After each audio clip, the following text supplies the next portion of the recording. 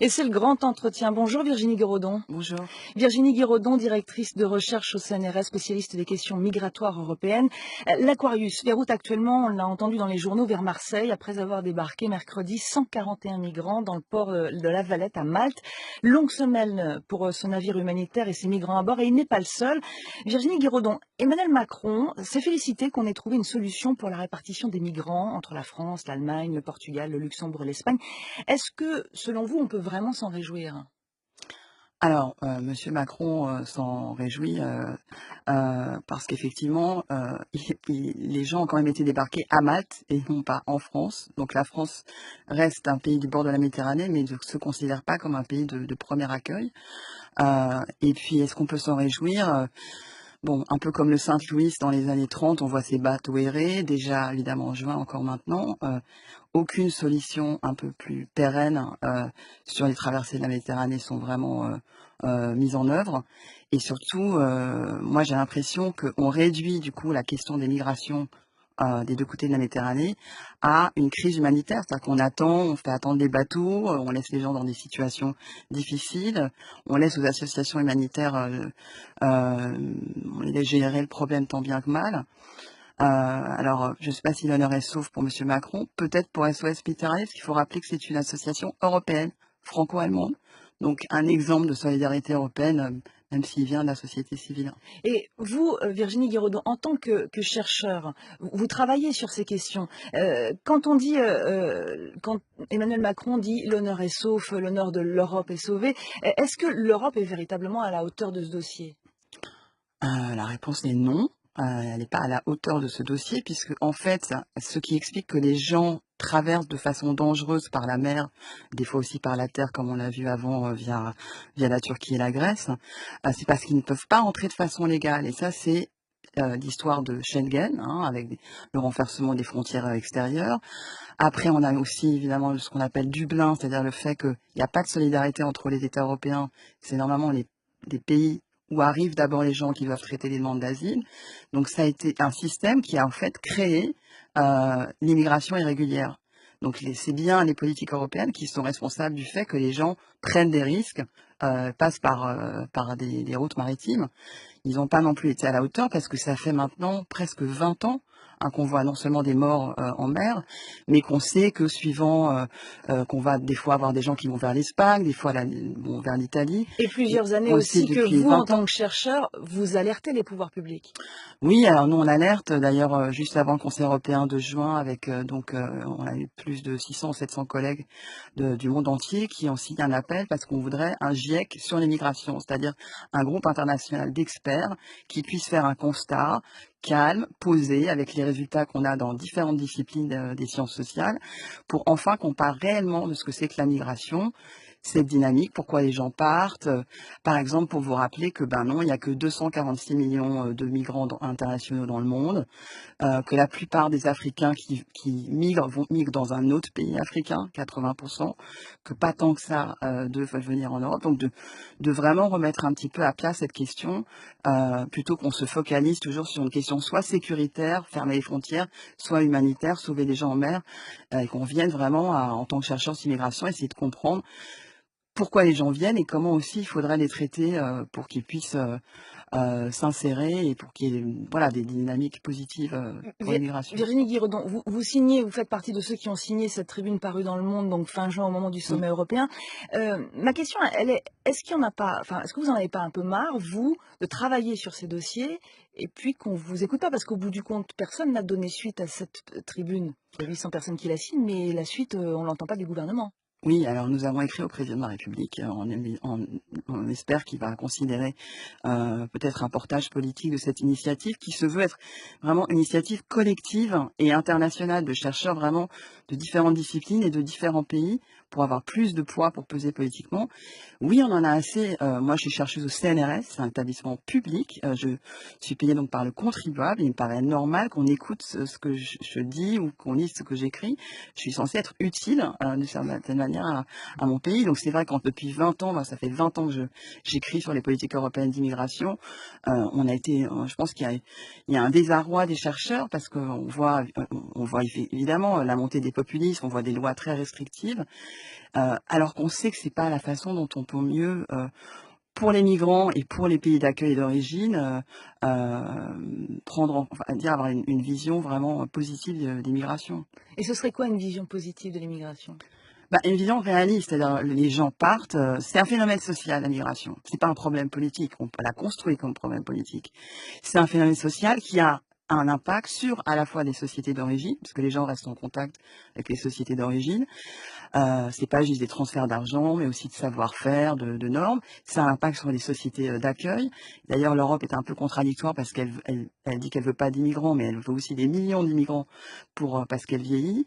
Mais essayer de comprendre ces dynamiques-là, et donc avoir peut-être une vision qui est pas simplement la migration comme problème public, voire problème européen. Ouais, je comprends, j'entends. Ça veut dire que ça peut être une richesse. Est-ce que il faut faire comme l'a dit cette semaine Daniel Cohn-Bendit, ancien eurodéputé écologiste, est-ce qu'il faut que l'on crée des agences européennes des réfugiés?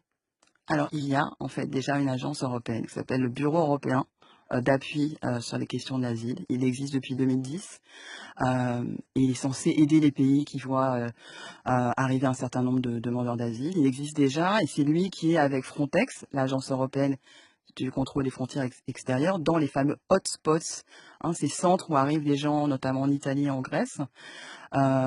Donc ce que sans doute, je ne voudrais pas parler à la place de Daniel Cohn-Bendit, ce qu'il voulait dire, c'est que oui, il faudrait peut-être une agence européenne avec plus de moyens et avec l'idée qu'il y aurait une vraie politique européenne d'asile, c'est-à-dire des critères vraiment harmonisés entre les pays. On n'en est pas là. Là, il faut savoir que on discute juste la révision de Dublin. Personne n'est d'accord. La Commission n'est pas d'accord avec le Parlement. Et Le on n'a Parlement n'est pas aucune d'accord avec le et on n'a Conseil. aucune date. Et on a des élections l'année prochaine où tout va changer. On va avoir un nouveau Parlement, une nouvelle Commission. Et comme vous le savez, avec une situation au Conseil avec des pays très très anti-migrants. Donc, je dirais c'est une proposition que je comprends de la part de Daniel Cohn-Bendit, mais on n'en est pas là en ce moment. En gros, on a tous les outils, mais on ne sait pas les utiliser. C'est ça l'idée? On a les outils, mais on n'a pas. Je pense que la question, c'est est-ce que la politique européenne d'immigration et d'asile n'est pas juste une politique qui veut que les personnes n'arrivent pas sur le sol européen. Donc en fait, c'est une politique simplement de contrôle de frontières. On essaye de déplacer la frontière le plus au sud possible de l'Europe, voire maintenant jusqu'au Niger, hein, où par exemple l'OFPRA français auditionne des gens pour voir s'ils peuvent être des candidats à l'asile en France. Donc il faudrait changer de paradigme en fait, hein, pour pas avoir juste une politique qui renforce les frontières, mais une politique d'immigration, c'est-à-dire de gestion des flux migratoires. Mais ça veut dire une politique pérenne et ça, vous avez l'impression qu'on agit dans l'urgence en fait à chaque fois? Alors, c'est une urgence annoncée, hein, parce Mmh. qu'en 2015, si vous voulez, quand il y a eu effectivement, c'est l'année où il y a eu le plus d'arrivées en Europe. Ça faisait déjà, par exemple, ça faisait des années qu'on avait, j'ai dit, près de les ONG, ça fait plus de 20 ans qu'elles comptent les morts en mer. C'est pas en 2015 que ça a commencé, hein. Donc je pense que, bien sûr, y compris l'agence Frontex, y compris l'IOM, les gens qui comptent en fait les arrivées, avaient bien vu qu'il y avait d'abord une augmentation et surtout une augmentation des morts dans les années qui ont précédé 2015. Virginie Guiraudon, on sent un constat, le constat du chercheur, on sent une colère. Est-ce que vous avez signé une tribune, mais concrètement, vous, quelle solution vous voyez? Alors, vous n'êtes pas politique, vous n'êtes pas Ouais, chargé de mener exactement. cette politique-là, mais vous, qu'est-ce qu'il faudrait faire selon vous? Alors, tout simplement, comme je l'ai dit, c'est repartir de c'était quoi le phénomène migratoire. Et il est évident qu'on dit souvent, par exemple, que l'opinion publique ne veut pas trop d'étrangers, etc. En fait, ce que montrent les études sur l'opinion publique, c'est que les gens veulent avoir l'impression qu'on maîtrise les flux. Mais ça ne veut pas dire zéro immigration. Et là, les politiques européennes, on a l'impression qu'on revient au zéro immigration. On veut personne, on veut que personne n'arrive, ce qui n'est absolument pas réaliste. Donc il faut repartir sur des Mais bases à peu près réalistes. il faut une libre circulation des étrangers sur le territoire européen? Alors, qui est, j'ai envie de dire, c'est plutôt Chisti c'est plutôt à Violaine Carrère, sans doute, C'est une cette question que je voulais question. poser tout à l'heure, Oui, mais oui, oui, bien sûr, puisque c'est, je pense, une des caractéristiques du justice, c'est depuis mmh, longtemps de demander à l'ouverture des frontières. La circulation au sein de l'Union européenne, c'est une chose, mais au moins de se dire, il y aura des gens qui arrivent, autant qu'ils ne arrivent de pas le façon nier. légale, et que le plus vite possible, ils puissent avoir accès à un statut, à un travail, à un logement. Là, on laisse les gens dans des périodes d'attente, et ça aussi, les recherches ont montré que on retarde de plus en plus le moment où ils vont vraiment pouvoir s'intégrer. Ça peut pas être une bonne chose de les faire attendre, qu'ils soient tout de suite, qu'ils peuvent pas commencer à faire un projet de vie. Et puis on sait aussi que par exemple fermer les frontières, c'est-à-dire que les gens ne peuvent plus circuler, rentrer chez eux. Donc en fait on bloque des gens d'un côté et tout cet aspect positif des migrations qui est ce que j'ai dit, c'est-à-dire ces transferts, ces échanges entre les différents pays, bah, n'existe plus puisque les gens sont coincés en fait d'un côté de la frontière. Vous restez avec nous, Virginie Guérodon. On va passer aux questions des auditeurs et on va aussi entendre Violaine Carrère du GISTI. France Inter, le 6-9 de l'été, intervenez. Bonjour Violaine Carrère. Bonjour. Avant de passer aux questions des auditeurs, j'ai une question. Est-ce que vous avez réagi tout à l'heure sur le fait de militer pour une libre circulation des gens? Est-ce que c'est vraiment possible que des étrangers circulent librement à l'intérieur de l'Union européenne quand ils viennent de l'extérieur de l'Union européenne? Alors, il faut savoir d'abord que c'est une chose qui existait auparavant. La circulation était infiniment plus libre auparavant. On parle aujourd'hui de demandeurs d'asile qui prennent des routes, soit par le canal de Gibraltar, soit par le canal de Sicile, soit par la mer Égée, et puis après on recommence Gibraltar à nouveau aujourd'hui. Il y avait une époque où les demandeurs d'asile, ils arrivaient en avion. On ne réalise plus cela parce que ça fait maintenant quelques années, décennies, que les États d'Europe se sont entendus pour que les contrôles se fassent très en amont. Donc ils se font au travers d'officiers de liaison européens, mais ils se font aussi avec des sanctions décidées contre les transporteurs, avions, bateaux, trains, etc., qui auraient acheminé des personnes sur les territoires européens, alors que ces territoires déclaraient ne pas vouloir ces personnes. Ça veut dire que, en fait, on a transformé des compagnies d'avions, par exemple, en gardes-frontières, c'est-à-dire qu'ils examinent les possibilités, les droits des personnes à venir. Or, quand vous Et êtes ça, demandeur d'asile, vous n'avez pas forcément avec vous un visa, vous n'avez pas forcément même vos documents d'identité, tout simplement. Donc, vous utilisez des faux, toutes sortes de moyens pour arriver à monter dans l'avion. Et comme c'est de plus en plus difficile, eh bien, vous ne montez pas dans l'avion, vous traversez la mer et éventuellement vous y laissez votre vie. voilà, ok. Ben écoutez, on va prendre les questions maintenant des auditeurs. Mais j'ai bien entendu votre message et je vous poserai une autre question aussi sur le regret que vous avez aussi au GISTI, donc qui aide juridiquement aussi les immigrés, que l'État agisse tout seul. Mais d'abord, on va retrouver Elisabeth qui est dans l'Hérault. Bonjour Elisabeth. Bonjour. Virginie Guérodon et Violaine Carrère sont à votre écoute. D'accord, merci. Voilà, alors, je vais essayer de dire les choses vite. Voilà, j'habite à Sète. Au début, je m'étais réjouie, on va peut-être voir l'Aquarius. Et puis, j'ai calculé combien de jours il ne serait plus sur zone pour sauver d'autres personnes et combien ça leur coûte par jour. Et qu'en fait, il faut que les gens puissent débarquer quelque part en Europe le plus rapidement possible et qu'on divise les humains entre les différents pays sans obliger les bateaux à faire des journées et des journées en mer et aussi qu'on change de toute urgence la loi de Dublin qui dit que les gens doivent retourner dans le pays par où ils sont arrivés et que systématiquement on garde les migrants et qu'on les divise entre nos différents pays et que ça devienne une obligation de les recevoir, voilà, de les aider, voilà, à se loger, à avoir un métier, à mettre les enfants à l'école et tout, et que ce soit une obligation. Et aussi, il faut qu'on arrête d'expulser les gens avant que leur cas ne soit jugé au tribunal, parce que c'est ce qui se passe à fait. On les met au centre de rétention et on les expulse avant qu'ils puissent aller, quand ils ont quelque chose qui doit être jugé au tribunal pour avoir leur papier et des choses comme ça. Et ben en fait, et aussi on piège des gens quand ils vont dans les préfectures pour faire leur papier. Et ben en fait on leur donne un rendez-vous. Il arrive qu'on aille les chercher et qu'on les expulse. Donc Alors, ça fait Voilà, il y a un tas d'injustices qui se passent et je suis pour qu'on reçoive les migrants dans tous nos pays d'Europe. On vous entend, Elisabeth. On va s'arrêter là, mais on va demander à Violaine Carrère de répondre à votre interrogation, on va dire, votre remarque.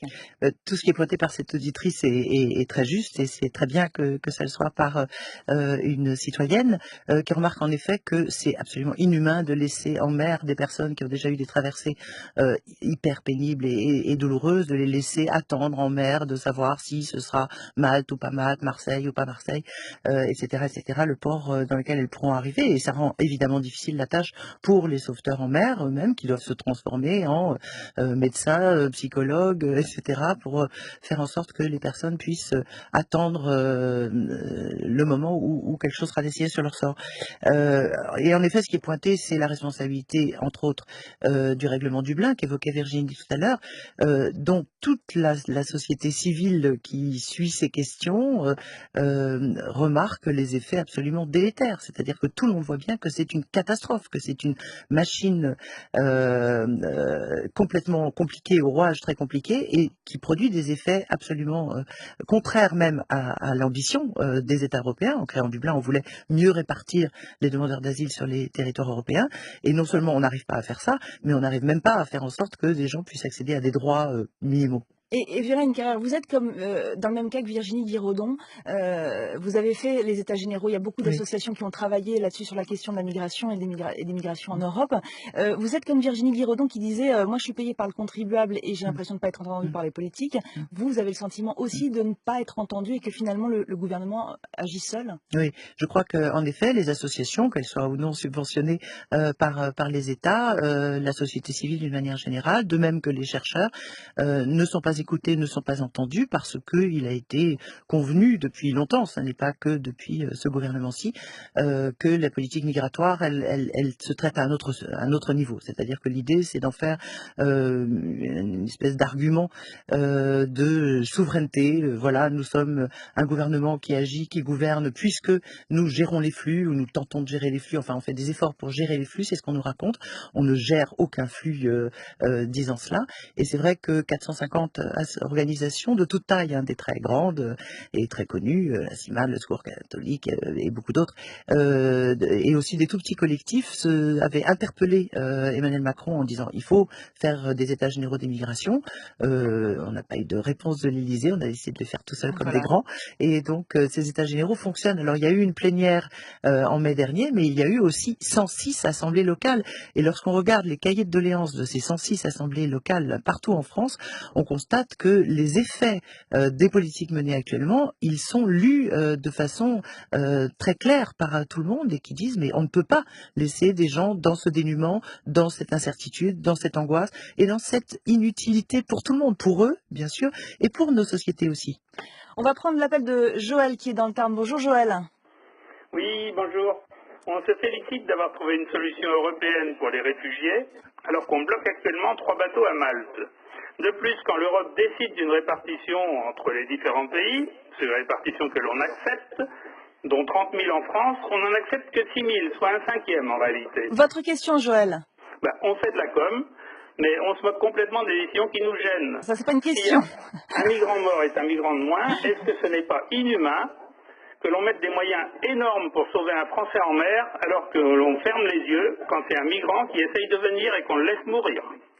Alors, c'est une question sous forme de colère. Virginie Guiraudon, qui finance l'Aquarius, par exemple? Alors, comme je dis, c'est une association européenne, c'est essentiellement des dons. Vous pouvez aller en ligne et donner à SOS Méditerranée, en fait. Donc, c'est vraiment la société civile. Pour revenir sur ce qui a été évoqué, c'est-à-dire qu'il y a eu effectivement en 2015 l'idée proposée par la Commission, qu'il y aurait la répartition de 160 000 personnes qui étaient en Grèce et en Italie dans d'autres pays européens, suivant leur population, leur PIB, leurs revenus, etc. Et effectivement, la France, qui devait en accueillir 30 000, en a accueilli 10 fois moins. Voilà, 10 fois moins. Le président de l'OFPRA, Pascal Brice, a dit que c'était parce que les gens ne voulaient pas venir en France. Bon, là, on voit que quand même, il y a des gens qui veulent venir. D'ailleurs, il y a même des gens qui étaient dans l'Aquarius, qui est arrivé en Espagne en juin, qui ont été accueillis par Martine Aubry et l'OFPRA à Lille il y a quelques jours. Donc les choses peuvent aller vite, hein, et peuvent se débloquer. Mais ce qui est sûr, c'est que en fait, ce qu'on a vu avec cette histoire de répartition, c'est euh, on reste quand même sur la logique de Dublin où les gens ne peuvent pas choisir leur destination. Et il y a aussi des différences entre les pays. Donc c'est un peu, là encore, en tant que chercheuse qui travaille sur les migrants et qu'est-ce qui les motive, du coup, ils n'ont pas envie d'être enregistrés, d'avoir leurs empreintes, qu'on leur prenne leurs empreintes et d'être forcés d'aller dans un pays. Généralement, on a un projet migratoire parce qu'on connaît des gens, donc tant que ce système va considérer que voilà, ce sont non pas des êtres humains avec un projet migratoire, mais voilà, on va donner un, un Avant le- chiffre en fait, hein. On va donner 100 à tel pays, 500 à l'autre. Je pense pas que les choses avanceront parce que les migrants ne veulent pas être ballottés comme ça. Il y a une question de Fabrice, a priori, Fabrice sur le site internet de France Inter, Fab Rêveur, donc, ou sur Twitter. La question est la suivante, pourquoi l'Aquarius choisit-il des ports européens? Parce que les personnes qui sont sur les bateaux, les Violaine personnes qui sont Carrère. sauvées, la plupart du temps, ont fui justement des pays non européens, ont fui par exemple la Libye. Et donc un des scandales de la situation actuelle et de la pseudo-solution qu'on nous sert comme ayant été trouvée au niveau européen, ce serait de négocier avec la Libye, ce serait de retrouver la Libye de Kadhafi qui empêchait les migrants de partir, ce serait de créer des hotspots ou des centres de débarquement, ou qu'on les appelle comme on veut, à l'extérieur de l'Union européenne, c'est-à-dire de renvoyer les gens au lieu qu'elles ont voulu fuir, au lieu au pluriel qu'elles ont voulu fuir. Donc bien sûr que c'est les pays européens que les personnes qui se noient en mer veulent rejoindre, évidemment. On va prendre la dernière question, Chantal qui est à Paris. Bonjour Chantal. Oui, bonjour. Violaine Carrère et Virginie Guiraudon sont à votre écoute. Bon, écoutez, ma question, elle est peut-être idiote, mais moi j'ai vécu en tant qu'enfant les migrations des Italiens, les migrations des Polonais, etc. Enfin, tout s'est bien passé parce qu'on avait besoin d'eux. Ici, on n'a pas forcément besoin des migrations qui existent aujourd'hui. Pourquoi est-ce que les gouvernements ne s'organisent pas, je dis bien les gouvernements, pas seulement le nôtre, ne s'organisent pas pour réorganiser quelque chose d'économique dans le pays de ces gens où ils sont malheureux, rejetés, tués, etc. Au lieu de bloquer les frontières et de faire un problème immense et insoluble. Pourquoi est-ce que les gouvernements ne s'organisent-ils pas On l'entend Chantal. pour quelque chose dans leur pays? Si vous voulez une réponse, il va falloir qu'on aille vite. Virginie Guiraudon. Très rapidement, deux choses. Est-ce que les immigrés sont utiles comme l'étaient les Italiens et les Polonais? En fait, il y a des secteurs entiers en France, mais dans tous les pays d'Europe, où il y a essentiellement des immigrés. Tout ce qui est l'aide à domicile, s'occuper des enfants ou des vieilles personnes, le bâtiment, l'hôtellerie, la restauration, et je pourrais encore en lister.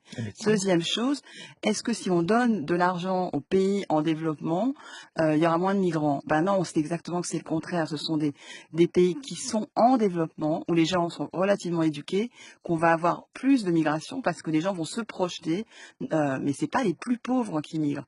Donc ça, c'est aussi une idée qu'on entend souvent de la part des gouvernements européens.